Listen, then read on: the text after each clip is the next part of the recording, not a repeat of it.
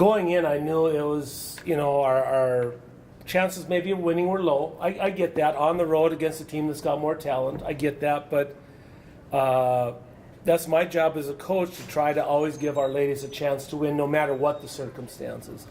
Like I said, they were picked 6th, we were picked 14th due to talent on the road. But I thought our ladies did a great job competing. We out-rebounded them, which, they went 6 foot, 6'1", 6'1", 6'2". We went 5'7", 5'7", 5'7".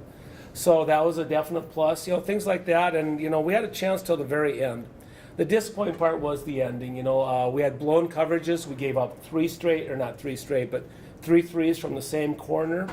And then, just at the very end, what happened was, with about 1:10 to go, we were down 3, and we had a foul to give. We only had 3 team fouls. So I was screaming foul, and I kept yelling foul, and our girls didn't do that.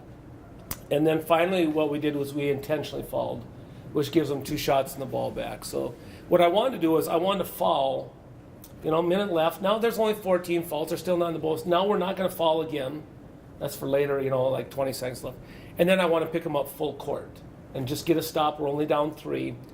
And then we had 14 fouls after they shot the intentional. I said, don't foul straight up, and then we go on. So it was just totally backwards. But, we'll learn from that. We watched film on Monday and pointed them things out, and hopefully that was a learning experience. But still, to be competitive till the very end of the game, I thought was a great job by our ladies. How do you feel like the girls handled that front court Mary has? Well, again, their size, Gabby Bowl, Cassie Asvig are averaging 40 points a game between the two of them. Gabby Bowl is preseason player of the year in the North. And we held them to 21. So about half their average, what those two are averaging per game. So I thought we did a great job there. There's only one thing we let go, and that was Coral Gillette. Coral Gillette went off for 18, 5 for 8 from 3. And that was probably the only thing we didn't do well defensively. Held them to 64 points. And, I told you at the beginning of the year, my worry was scoring. I said from day one, that's my worry. And sure enough, we only had 58 points. But it was balanced. You like the fact that you're getting some balance on? We're getting balance. I thought Haley Hildenbrand had a great game. Haley was 6 for 9 from the field, 12 points. And that's kind of what we're doing with that 5 spot, that post position. It's kind of by committee, whoever's on that night. Anna Counts has had some great games early. Raina Strand, the last game before that at home against Valley City, played really well. Now it's Haley Hildenbrand. So, we'll find one of the 3, that turns out to have a good game, but we need more scoring out of what I call our big wings. Right now we're not getting that. We're getting great scoring from Carrie Clements, Maddie Wald, and Mariah Payne, but teams are going to start taking that away, those 3 locking on, so we need scoring from other places, and we just got to keep searching until we find that.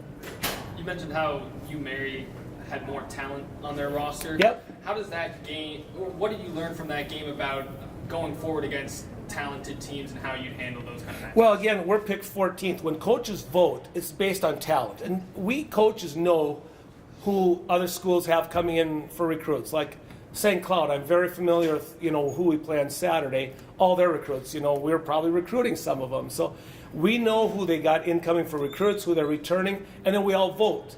Now, when you're voted 14th, that tells that maybe you don't have a lot of talent. Last year we were voted 16th. So how do you make up when you have less talent?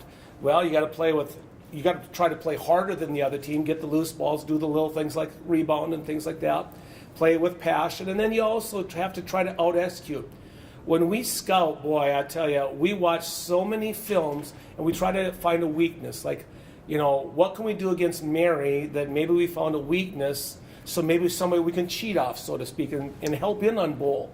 Or things like that. So that's the things that we as coaches have to do to try to find, some way to exploit. If you have less talent than the team, you don't just roll out the balls and just let's play even up, because 9 out of 10 times Mary's going to beat us if we just do that, roll out the balls. So you got to come up with strategy and try to do those little things.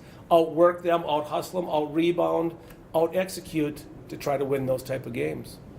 When rotating your post players around, does that make your job difficult as a coach?